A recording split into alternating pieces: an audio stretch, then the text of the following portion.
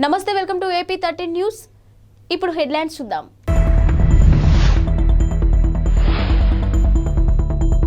నేడు ఢిల్లీకి వెళ్తున్న రేవంత్ రెడ్డి. ప్రధాని మోదీ అపాయింట్మెంట్ కోరిన సీఎం.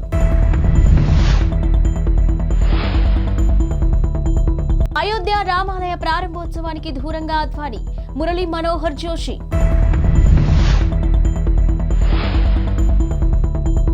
మద్యం అమ్మకాలు వినియోగంలో తెలంగాణ టాప్.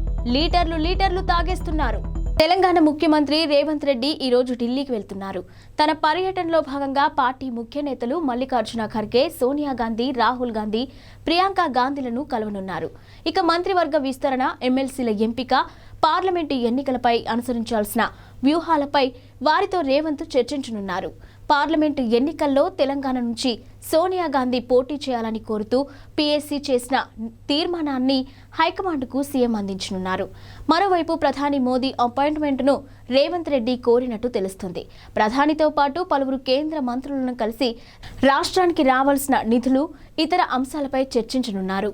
అయోధ్యలో రామ మందిరం నిర్మాణానికి కారణమైన బీజేపీ సీనియర్ నేతలు ఎల్కే అద్వానీ, మురళీ మనోహర్ జోషి ఆలయ ప్రారంభోత్సవానికి దూరంగా ఉండనున్నారు. వీరి వయస్సును దృష్టిలో పెట్టుకుని ప్రారంభోత్సవానికి రావద్దని ఆలయ ట్రస్ట్ కోరింది. ఇక ప్రస్తుతం అద్వానీ వయసు 96 సంవత్సరాలు కాగా మురళీ మనోహర్ జోషి వయసు 89 సంవత్సరాలు. అద్వానీ, జోషి ఇద్దరు పెద్ద వయస్కులని, వారి ఆరోగ్యాన్ని దృష్టిలో పెట్టుకుని ఆలయ ప్రారంభోత్సవానికి హాజరు కావద్దని విజ్ఞప్తి చేసినట్టు ఆలయ ట్రస్ట్ తెలిపింది. తమ విజ్ఞప్తిని వారు మన్నించారని ట్రస్ట్ ప్రధాన కార్యదర్శి చంపత్రాయ్ తెలిపారు. ఆలయ ప్రారంభోత్సవానికి మాజీ ప్రధాని దేవేగౌడను ఆహ్వానించేందుకు 3 సభ్యుల బృందాన్ని ఆహ్వానించినట్టు పేర్కొన్నారు. తెలంగాణలో మద్యం అమ్మకాలు వినియోగంపై ఎక్సైజ్ శాఖ అధికారులు ముఖ్యమంత్రి రేవంత్ రెడ్డికి సమర్పించిన నివేదికలో పలు ఆసక్తికర విషయాలు వెల్లడించారు. దక్షిణాదిలోని ఇతర రాష్ట్రాలైన ఏపీ, తమిళనాడు, కేరళకు మించి ఇక్కడ మద్యం వినియోగిస్తున్నట్టు పేర్కొన్నారు. అంటే దక్షిణాదిలోని లిక్కర్ వినియోగంలో తెలంగాణది టాప్ ప్లేస్. ఇక దీనివల్ల ప్రభుత్వానికి ఆదాయం కూడా భారీగానే సమకూరుతుందని తెలిపారు. 2011 జనాభా లెక్కల ప్రకారం తమిళనాడు, కర్ణాటక వంటి రాష్ట్రాల్లో జనాభా ఎక్కువ, మద్యం అమ్మకాలు తక్కువగా ఉండగా తెలంగాణలో మాత్రం జనాభా తక్కువ, మద్యం అమ్మకాలు ఎక్కువగా ఉన్నట్టు తేలింది. ఇక ఎక్సైజ్ అధికారులు నివేదిక ప్రకారం ఆంధ్రప్రదేశ్ జనాభా 4.93 కోట్లు. ఇక 2022-2023లో అక్కడ 3.35 కోట్ల లిక్కర్, ఐఎంఎల్ కేసులు అమ్ముడుపోయాయి. దీనిని బట్టి అక్కడ తలసరి మద్యం వినియోగం 6.4 లీటర్లు, ఇక 1.16 కోట్ల కేసుల బీర్లు అమ్ముడయ్యాయని తెలిపారు. అంటే తలసరి బీర్ల వినియోగం 1.86 లీటర్లు. ఇక తమిళనాడులో తలసరి మద్యం వినియోగం 7.66 లీటర్లు కాగా బీర్ల వినియోగం 3.75 లీటర్లు. ఇక తెలంగాణతో దాదాపు సమాన జనాభా కలిగిన కేరళలో తలసరి లిక్కర్ వినియోగం 5.93 లీటర్లు కాగా బీర్ల వినియోగం 2.63 లీటర్లు. ఏపీలోని ఆరోగ్యశ్రీ కింద ఉచిత వైద్య పరిమితిని 25 లక్షల రూపాయలకు పెంచిన సంగతి తెలిసిందే. ప్రతి పేదవాడికి ఉచితంగా కార్పొరేట్ వైద్యాన్ని అందిస్తామని ముఖ్యమంత్రి జగన్ ప్రకటించారు. ఈ నేపథ్యంలో టీడీపీ ఎమ్మెల్యే డోలా బాల వీరాంజనేయులు స్పందిస్తూ 4.5 ఏళ్ల ప్రజల ఆరోగ్యాన్ని గాలికి వదిలేసిన జగన్ ఇప్పుడు మాత్రం ఆరోగ్యశ్రీ కింద 25 లక్షల వరకు ఉచిత వైద్యాన్ని అందిస్తామని చెప్పడం విడ్డూరంగా ఉందని అన్నారు. ఇక ఆరోగ్యశ్రీ నెట్వర్క్లోని ఆసుపత్రులకు 1000 కోట్ల బకాయిలను రాష్ట్ర ప్రభుత్వం చెల్లించలేదని, ఆ బకాయిలను చెల్లించకుండానే ఎన్నికల ముందు మరో డ్రామాకు జగన్ తెరతీశారని విమర్శించారు. ఆరోగ్యశ్రీ కింద వైద్యమే అందనప్పుడు దాని పరిమితిని 25 లక్షలకు పెంచితే ఏం ఉపయోగం, కోటికి పెంచితే ఏం ఉపయోగం అని ఎద్దేవా చేశారు. అనారోగ్యం బారిన పడి ఆసుపత్రికి వెళ్తే చాలా వైద్యులు వెంటనే సిటీ స్కాన్ రాసేస్తూ ఉంటారు. ఇక ఈ స్కాన్ ద్వారా రోగానికి కారణమయ్యే అసలు విషయాన్ని గుర్తించి సరైన చికిత్స అందించవచ్చనేది వైద్యుల భావన. ఇక సిటీ స్కాన్ అనేది ప్రస్తుతం చాలా సర్వసాధారణమైన విషయంగా మారింది. ఈ విషయం గురించి తెలిస్తే మాత్రం సిటీ స్కాన్ చేయించుకోవడానికి భయపడతారు. సిటీ స్కాన్ వల్ల చిన్నారులు, యువతులు బ్లడ్ క్యాన్సర్ బారిన పడే అవకాశం ఉందని యూరోపియన్ పీడియాట్రిక్ సిటీ అధ్యయనం హెచ్చరించింది. దాదాపుగా 10 లక్షల మందిని అధ్యయనం చేసిన అనంతరం ఈ విషయాన్ని వెల్లడించింది. స్పష్టమైన ఇమేజీల కోసం సిటీ స్కాన్లో ఉపయోగించే ఎక్స్ కిరణాలను యువతను ముప్పులోకి నెట్టేస్తున్నాయని పేర్కొంది. బార్సిలోనాలోని పోంప్యూ ఫాబ్రా యూనివర్సిటీ అధ్యయనం పరిశోధకులు నిర్వహించిన అధ్యయనంలోని ఈ ఆందోళనకర విషయం వెలుగుచూసింది. ఇక సిటీ స్కాన్ రేడియేషన్ కారణంగా రక్త క్యాన్సర్లు అయిన లింఫోయిడ్, మయోలియిడ్ ముప్పు అధికంగా ఉందని అధ్యయనం తేల్చి చెప్పింది. మధ్యప్రదేశ్ 16వ అసెంబ్లీ సమావేశాలు తొలి సెషన్లో వివాదం నెలకొంది. ఇక సభలో స్పీకర్ కుర్చీ వెనుక మాజీ ప్రధాని జవహర్లాల్ నెహ్రూ చిత్రపటం స్థానంలో బిఆర్ అంబేద్కర్ ఫోటోని పెట్టడం వివాదాస్పదంగా మారింది. స్పీకర్ కుర్చీ వెనుక భాగంలో మరో పక్కనున్న మహాత్మా గాంధీ ఫోటోను యథాతథంగా ఉంచి నెహ్రూ చిత్రపటాన్ని మాత్రం మార్చడంపై కాంగ్రెస్ పార్టీ భగ్గుమంది. నెహ్రూ ఫోటోని పునరుద్ధరించాలని డిమాండ్ చేశారు కాంగ్రెస్ నేతలు. ఇక ఫోటోని యథాస్థానంలో పెట్టకపోతే కాంగ్రెస్ ఎమ్మెల్యేలే ఈ పని పూర్తి చేస్తారని బీజేపీ ప్రభుత్వాన్ని కాంగ్రెస్ నేతలు హెచ్చరించారు. సీఎం మోహన్ యాదవ్ సారథ్యంలోని మధ్యప్రదేశ్లో కొత్త ప్రభుత్వం ఏర్పాటైంది. ఇక ముఖ్యమంత్రి ప్రమాణ స్వీకారం చేసిన దాదాపు వారం తర్వాత 4 రోజుల శీతాకాల సమావేశాలు ప్రారంభమయ్యాయి. ప్రోటెం స్పీకర్ గోపాల భార్గవ కొత్తగా ఎన్నికైన ఎమ్మెల్యేలతో ప్రమాణ స్వీకారం చేయించగా కాంగ్రెస్ నేత ఉమంగ్ సింగ్ ను అసెంబ్లీలో ప్రతిపక్ష నాయకుడిగా ఆ పార్టీ ఎన్నుకుందని స్పీకర్ భార్గవ సభకు తెలియజేశారు. ఇక ఈ అసెంబ్లీ స్పీకర్ పదవికి సీనియర్ నేత కేంద్ర మాజీ మంత్రి నరేంద్ర సింగ్ తోమర్ పేరును బీజేపీ ప్రతిపాదించిన విషయం తెలిసిందే. దక్షిణ మధ్య రైల్వే సోమవారం కీలక ప్రకటన చేసింది. హసన్పర్తి, ఉప్పల్ రైల్వే స్టేషన్ల మధ్య రైల్వే పనుల కారణంగా డిసెంబర్ 19 నుంచి జనవరి 13 వరకు పలు రైళ్లను రద్దు చేస్తున్నట్టు వెల్లడించింది. మొత్తం 8 రైళ్లు రద్దు కానున్నాయని, కనిష్టంగా 12 రోజుల నుంచి గరిష్టంగా 26 రోజుల పాటు ఈ రైళ్లు అందుబాటులో ఉండబోవని తెలిపింది. రైళ్ల వివరాలను వెల్లడించింది. కాజీపేట, హసన్పర్తి, బల్లర్షా, కాజీపేట, కరీంనగర్, సిర్పూర్, కరీంనగర్ రైళ్లు ఇక డిసెంబర్ 19 నుంచి జనవరి 13వ తేదీ వరకు నడవబోవని ఒక ప్రకటనలో దక్షిణ మధ్య రైల్వే పేర్కొంది. సికింద్రాబాద్, సిర్పూర్, కాగజ్నగర్, సిర్పూర్, కాగజ్నగర్, సికింద్రాబాద్ రైళ్లు జనవరి 2 నుంచి 13 వరకు రద్దు చేస్తున్నట్టు తెలిపింది. ఇక కరీంనగర్ బోధన్ రైలు డిసెంబర్ 19 నుంచి జనవరి 13 వరకు, బోధన్ కరీంనగర్ రైలు డిసెంబర్ 20 నుంచి జనవరి 24 వరకు రద్దు కానున్నట్లు వెల్లడించింది. చైనాలో సోమవారం రాత్రి భారీ భూకంపం నమోదైంది.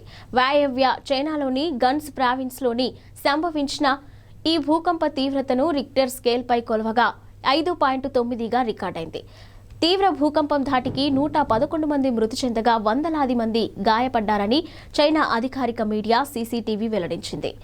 ఇక పెద్ద సంఖ్యలో భవనాలు కూలిపోవడంతో రెస్క్యూ సిబ్బంది శిథిలాలలో తొలగిస్తున్నారు. మంగళవారం ఉదయం నుంచే సహాయక చర్యలు మొదలయ్యాయని వివరించింది. గన్స్ ప్రావిన్స్లో భూకంప తీవ్రత ఎక్కువగా ఉందని, ఇక్కడ సుమారు 100 మందికి పైగా మరణించినట్లు ప్రాంతీయ భూకంప సహాయ కేంద్రం వెల్లడించినట్టు పేర్కొంది. ఇక పొరుగునే ఉన్న కింగ్ హైవే ప్రావిన్స్లోని హైడాంగ్ నగరంలో భూకంప ధాటికి 11 మంది మృత్యువాత పడ్డారు. 100కు మందికి పైగా గాయాలయ్యాయి. ఇక ఈ భూకంపం కారణంగా పెద్ద సంఖ్యలో ఇళ్లు కూలిపోయాయని, గణనీయమైన ప్రాణ ఆస్తి నష్టం వాటిల్లిందని చైనా వార్తా సంస్థ జిన్హువా తెలిపింది. ప్రాణాలు దక్కించుకునేందుకు ప్రజలు వీధుల్లోకి పరుగు తీశారని ప్రస్తావించింది. కాగా ఈ ప్రకృతి విపత్తుపై చైనా అధ్యక్షుడు జిన్పింగ్ స్పందించారు. భూకంప ప్రాంతాల్లో అన్ని విధాల సహాయక చర్యలు అందించాలని అధికారులను ఆదేశించారు. కబ్జా ఆరోపణలు ఎదుర్కొంటున్న మాజీ మంత్రి బీఆర్ఎస్ సీనియర్ నేత మల్లారెడ్డి తెలంగాణ హైకోర్టును ఆశ్రయించారు. మేడ్చల్ జిల్లా షామీర్పేట పోలీసులు తనపై నమోదు చేసిన కేసు అక్రమమని, దీనిని కొట్టివేయాలంటూ ఆయన పిటిషన్ వేశారు. ఇక జస్టిస్ సురేందర్ ముందుకు ఈ పిటిషన్ రాజకీయ నాయకుల కేసులను విచారించే బెంచ్ ముందుకు ఈ పిటిషన్ను తీసుకెళ్లాలంటూ రిజిస్ట్రీని జడ్జి ఆదేశించింది. ఇక కేసు విచారణ వాయిదా వేశారు. కాగా మేడ్చల్ మండలం మూడుచింతలపల్లి మండల కేశవాపురం గ్రామంలోని భూములను కబ్జా చేశారంటూ మాజీ మంత్రి బీఆర్ఎస్ సీనియర్ నేత మల్లారెడ్డిపై కొంతకాలంగా ఆరోపణలు వ్యక్తమవుతున్నాయి. ఇక ఇటీవల ఫిర్యాదు అందడంతో పోలీసులు కేసు నమోదు చేశారు. అయితే ఇది అక్రమ కేసు అని మల్లారెడ్డి చెప్తున్నారు. తెలుగుదేశం పార్టీ జాతీయ ప్రధాన కార్యదర్శి నారా లోకేష్ చేపట్టిన యువగలం పాదయాత్ర నేటితో ముగిసింది. ఇక చివరి రోజున లోకేష్ గ్రేటర్ విశాఖ పరిధిలోని పాదయాత్ర చేశారు. పాదయాత్ర ముగింపు సందర్భంగా టీడీపీ శ్రేణులతో పాటు మిత్రపక్షమైన జనసేన శ్రేణులు కూడా విశాఖకు భారీగా తరలివచ్చాయి. కుటుంబ సభ్యులు, వేలాది మంది కార్యకర్తలు, అభిమానుల వెంటరాగా భారీ ర్యాలీగా గాజువాక, శివాజీనగర్ తరలి వెళ్లారు. ఇక నారా లోకేష్ అక్కడ పైలాన్ను ఆవిష్కరించారు. గతంలో చంద్రబాబు నాయుడు చేపట్టిన వస్తున్నా మీకోసం పాదయాత్ర ఎక్కడైతే ముగించారో ఈ ఉదయం CWC 1 నుంచి ప్రారంభమైన పాదయాత్ర కార్యకర్తలు, అభిమానుల కోలాహలం నడుమ ఉత్సాహంగా సాగింది. 226వ రోజు పాదయాత్రలో లోకేష్తో కలిసి తల్లి నారా భువనేశ్వరి కూడా అత్త నందమూరి వసుంధరాదేవి ఇతర కుటుంబ సభ్యులు అడుగులు వేశారు. ముగింపు కార్యక్రమంలో తల్లి నారా భువనేశ్వరి, నందమూరి వసుంధరాదేవి, టీడీపీ రాష్ట్ర అధ్యక్షుడు అచ్చెన్నాయుడు, మాజీ అధ్యక్షుడు కిమిడి కళా వెంకట్రావు, ఉభయ గోదావరి జిల్లాల సమన్వయకర్త ప్రత్తిపాటి పుల్లారావు భరత్, మాజీ మంత్రులు కొల్లు రవీంద్ర, అమర్నాథ్ రెడ్డి, టీడీ జనార్దన్, వంగలపూడి అనిత, ఎమ్మెల్యే వెలగపూడి రామకృష్ణ తదితరులు పాల్గొని విజయవంతం చేశారు. హైదరాబాద్ లో భారీగా డ్రగ్స్ ను స్వాధీనం చేసుకున్నారు ఎస్ఆర్ నగర్ పోలీస్ స్టేషన్ పరిధిలోని టీఎస్ న్యాబ్ అధికారులు. ఇక భారీ మొత్తంలో డ్రగ్స్ ను పట్టుకున్నారు. ఓ అపార్ట్మెంట్ లో నిర్వహించిన పుట్టినరోజు వేడుకల సందర్భంగా ఇవి దొరికాయి. గోవా నుంచి డ్రగ్స్ తెప్పించి వీరు పార్టీ చేసుకుంటుండగా సమాచారం అందుకున్న ఎస్ఆర్ నగర్ పోలీసులు, టీఎస్ న్యాబ్ అధికారులు సంయుక్తంగా ఈ అపార్ట్మెంట్ పై దాడి చేశారు. మొత్తం 12 మందిని అదుపులోకి తీసుకున్నారు. 60 డ్రగ్స్ మాత్రలను స్వాధీనం చేసుకున్నారు. పట్టుబడిన వారిలో ఐటీ ఉద్యోగులు, ఇంజనీరింగ్ విద్యార్థులు ఉన్నారని సమాచారం. వీరిని నెల్లూరు వాస్తవులుగా గుర్తించారు. ఇటీవల ఏపీ సీఎం జగన్ రాష్ట్రంలో 11 నియోజకవర్గాలకు ఇన్ఛార్జీలను మార్చిన సంగతి తెలిసిందే. పలువురు మంత్రులు కూడా ఈసారి ఇతర నియోజకవర్గాల నుంచి పోటీ చేయాల్సిన పరిస్థితి ఉందని సీఎం నిర్ణయంతో స్పష్టమైంది. దీనిపై ఏపీ మంత్రి రోజా స్పందించారు. ప్రజల్లో ఉంటూ కష్టపడి పనిచేసిన వారికి సొంత నియోజకవర్గం సీట్లు ఎక్కడికి పోవని, వారి సీట్లు వారికే ఉంటాయని అన్నారు. మంత్రుల విషయానికొస్తే తమ నియోజకవర్గంలోని బలంగా ఉంటారు కాబట్టి ఒకవేళ వారిని ఇతర నియోజకవర్గానికి మార్చినా ఆ 2 నియోజకవర్గాల్లో గెలిపించే బాధ్యత ఆ మంత్రులకు అప్పగించడం అనేది అందరికీ తెలిసిందేనని వివరించారు. ఇక ఎవరికైనా ఈసారి ఎన్నికల్లో సీటు లేదు అంటే అది వారి పొరపాటే అవుతుంది. 4.5 సంవత్సరాలుగా మనకు అవకాశం ఇచ్చారు. ఎమ్మెల్యేలు, ఎమ్మెల్సీలు, ఎంపీలు ప్రజల వద్దకు వెళ్లే గడప గడపకు ప్రభుత్వం కార్యక్రమాన్ని గురించి సీఎం జగన్ చిన్నపిల్లలకు చెప్పినట్టు చెప్పారు. నాకు మిమ్మల్ని ఎవరిని వదులుకోవడం ఇష్టం లేదని, మనమందరం కలిసి ప్రయాణం చేద్దామని చెప్పారు.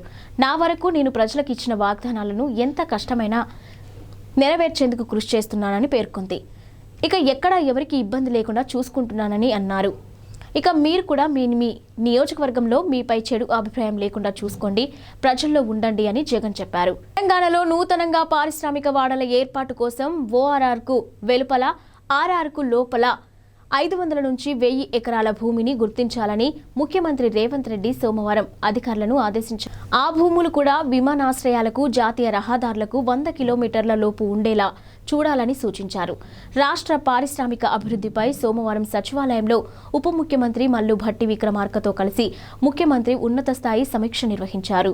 ఈ సందర్భంగా రేవంత్ రెడ్డి మాట్లాడుతూ పరిశ్రమల కోసం సేకరించే భూములు బంజరు భూములై ఉండటంతో పాటు సాగుకు యోగ్యం కానివి అయి ఉండాలని పేర్కొన్నారు.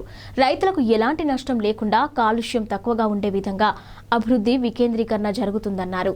అదే సమయంలో పరిశ్రమలకు కేటాయించినప్పటికీ ఉపయోగించకుండా ఉన్న వాటిపై పూర్తి నివేదిక ఇవ్వాలని ఆదేశాలు జారీ చేశారు.